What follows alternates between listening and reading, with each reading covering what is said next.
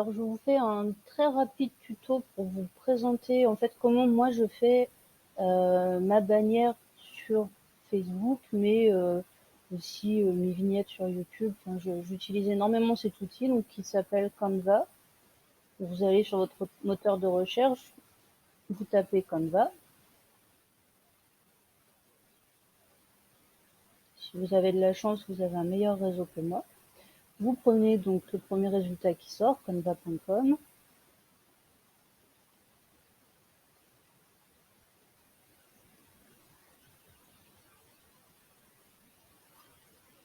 Et là, donc, alors soit vous avez un compte, soit vous vous inscrivez. La version gratuite pour débuter, elle est très très bien. Après, moi, j'ai pris la version payante parce que je m'en sers énormément, tout simplement. Et je gagne beaucoup de temps parce que je trouve tout au même endroit. Donc ensuite, vous allez faire ici créer un design.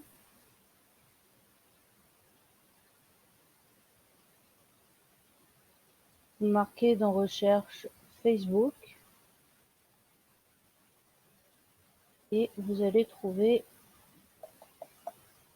donc tous les visuels qui sont adaptés à Facebook. En fait, l'avantage, c'est que c'est déjà aux bonnes dimensions. Donc là, on va faire couverture Facebook.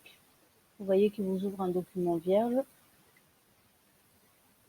Et alors là, vous allez voir, c'est vraiment très très simple. Même si vous n'êtes pas graphiste et que vous n'avez pas l'âme d'un graphiste, vous allez pouvoir faire quelque chose de très joli et vraiment super facilement. Parce que donc l'avantage, c'est que vous avez ici une liste de modèles. Donc vous pouvez vous en inspirer et les modifier. Donc il y en a vraiment pour tous les goûts, hein. Vous allez voir, vous avez de quoi faire largement. Bon, admettons que, je sais pas, on va prendre celui-là au hasard.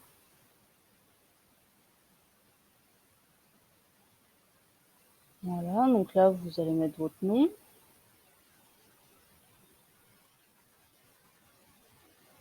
Un nom qui est un peu long, voilà. Là, vous allez mettre ce que vous faites.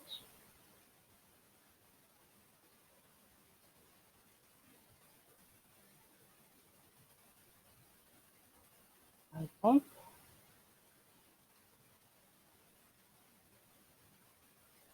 Et puis, là, vous voyez, c'est pas...